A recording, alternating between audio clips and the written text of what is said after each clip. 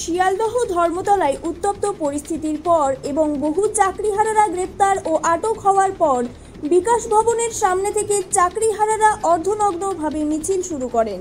বিকাশ ভবন থেকে অর্ধনগ্নভাবে মিছিল করার কারণ শিয়ালদহ এবং ধর্মতলায় যেভাবে চাকরিহারা শিক্ষক ও শিক্ষিকাদের হেনস্থা হতে হয়েছে ও তাদের গ্রেফতার করা হয়েছে তারই প্রতিবাদে এই মিছিল।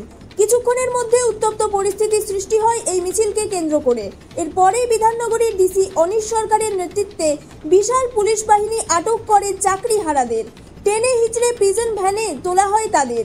র্যাব নামানো হয় পরিস্থিতি সামাল দিতে। আটক বেশ কিছু চাকরিহারা।